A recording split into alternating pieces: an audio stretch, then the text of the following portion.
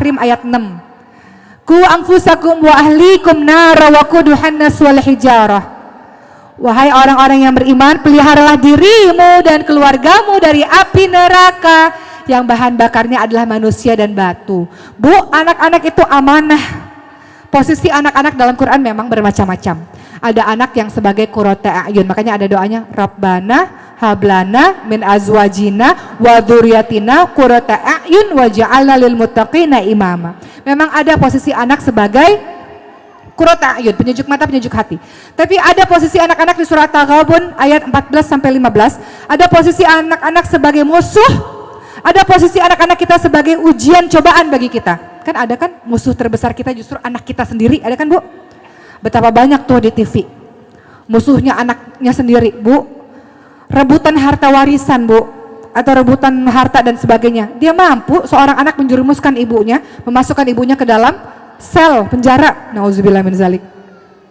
Anak durhaka yang luar biasa kepada kedua orang tuanya, musuh kita di depan mata kita sendiri. Ada memang posisi anak-anak sebagai musuh, ada. Posisi anak-anak sebagai ujian cobaan. Kita diberikan kehidupan yang serba baik, ekonomi baik, suami baik, pekerjaan baik, kehidupan cukup, tapi ternyata ujian yang Allah berikan lewat anak-anak kita. Ada juga yang begitu. Makanya senantiasa husnuzon pada Allah. Ada orang yang memang Allah takdirkan belum memiliki anak, sudah 10 tahun, 20 tahun gak punya anak. Karena kata Allah itu yang terbaik untukmu.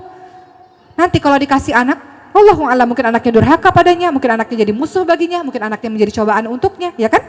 Jadi senantiasa berhusnuzon kepada Allah. Posisi anak ada juga yang sebagai perhiasan.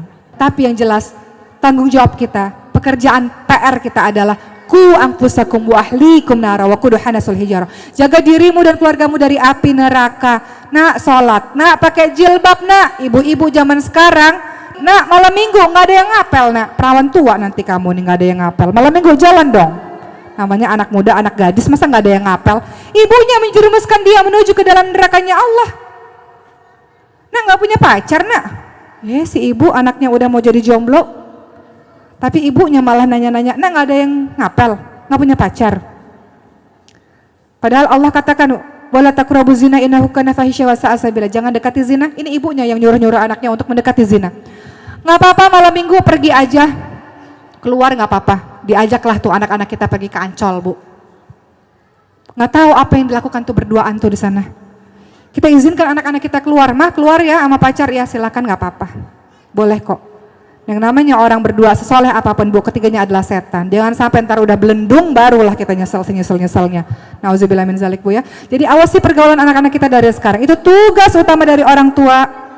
Dari rangkaian tugas-tugas berikutnya adalah menikahkan dia dengan orang yang baik, orang yang tepat, orang yang solih. Itu adalah tugas dari para orang tua. Menikahkan anak-anak kita dengan orang-orang yang solih. Kata Rasul apa? Lihat wajahnya, tampan atau cantiknya, lihat keturunannya, lihat hartanya. Kalau nggak bisa juga, atau yang lebih baik adalah lihat dari agamanya. Hasan Al-Basri mengatakan, kenapa sih lihat dari agama? Kalau dia mencintaimu, dia memuliakanmu. Kalau kita pilih jodoh untuk anak-anak kita, lihat dari agamanya. Agama artinya akhlak yang baik ya, Bu ya. Bukan berarti harus hafal juz 30 juz, hafal ribuan hadis tapi akhlaknya tidak baik. Bukan berarti seperti itu. Akhlak yang baik adalah cerminan dari agama yang baik. Kata Hasan Al-Basri, kalau dia mencintaimu, dia memuliakanmu. Kalau dia enggak mencintaimu, dia tidak akan menzolimimu. Jadi kalau kita pilih anak-anak kita jodoh yang baik, enggak akan ada yang namanya KDRT, Bu. Zaman sekarang kan KDRT banyak ya, Bu ya. KDRT itu apa aja sih? Dari fisik, verbal, mukul sih enggak, tapi kata-katanya nyelekit banget. Ada yang begitu ya. Suami enggak mukul, enggak ngapa-ngapain, fisik sehat-sehat aja, tapi kata-kata yang diucapkan yang menyakitkan hati, itu kekerasan verbal, Bu. Termasuk kekerasan dalam rumah tangga. Kekerasan verbal membuat kita inferior, membuat kita sedih, kita memendam, kita takut dan sebagainya. Itu kekerasan verbal. Ada kekerasan seksual, ada juga kekerasan seksual. Ada kekerasan finansial, nggak ngasih duit. Yang ketawa berarti nggak ngasih duit.